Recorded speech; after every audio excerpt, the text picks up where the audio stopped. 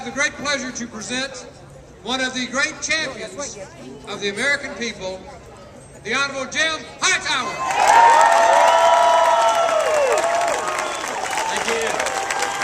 Thank you so much. Thank you. Thank you for being here today.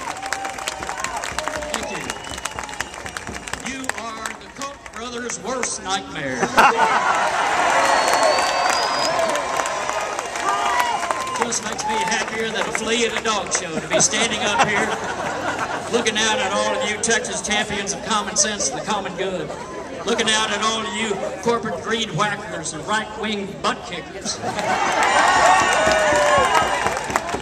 We're rallying here in our capital today to say no, absolutely not, to the coke-headed forces of ignorance and arrogance who are trying to shove down their program on us.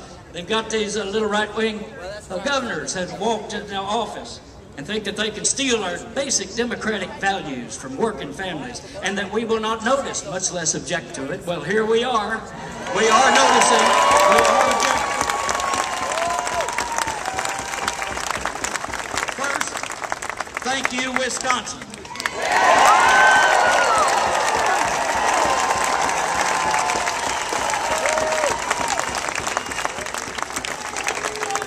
John Mellencamp has that great song, if you don't stand for something, you'll fall for anything.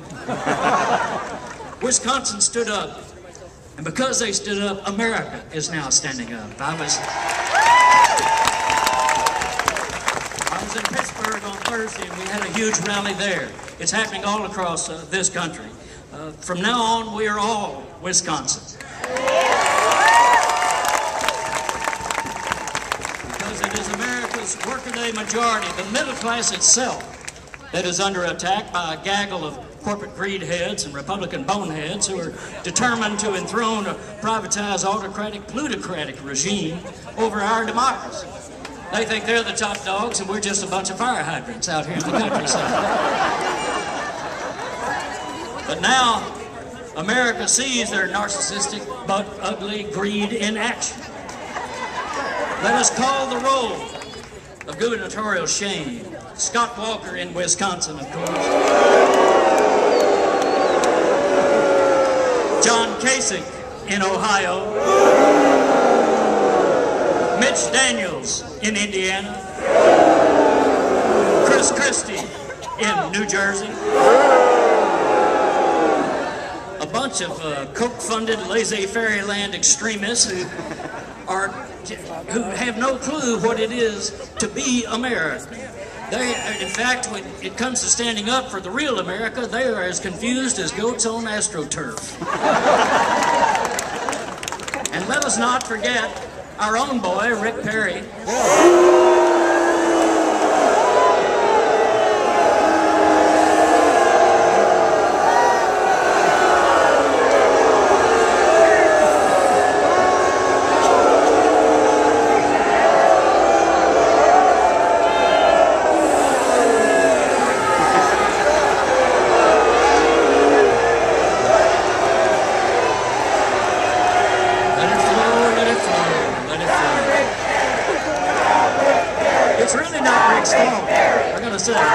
It's really not Rick's fault because he's got hair growing down into his head where his brains are supposed to be. It's all hair, no brains. He says that he stands with Governor Walker against the workers of this country. I mean, this is proving once again that Rick really knows how to put the goober in gubernatorial.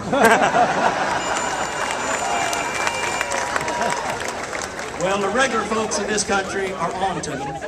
They're seeing it because Wisconsin stood up and now we're standing up. And really they've done us a favor.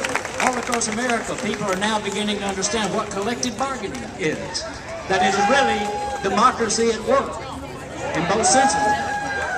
And the polls show it. 3 out of 5 Americans strongly oppose taking away their collective bargaining rights of Americans working.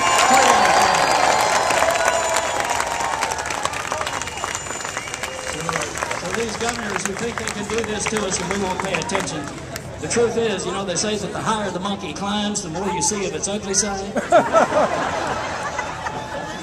People are on to it. Well, our challenge is nothing less than to stand up for democracy, stand up for worker rights, for the middle class, for ourselves. Stand up for the very idea of America. That's what we're representing here tonight.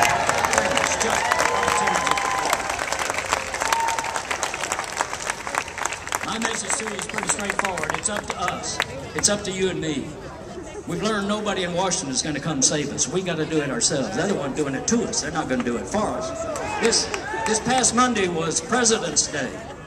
The last great Republican president, Abraham Lincoln,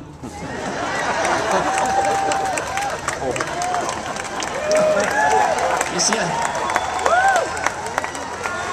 said, good things might come to those who wait, but only the things that are left by those who hustle.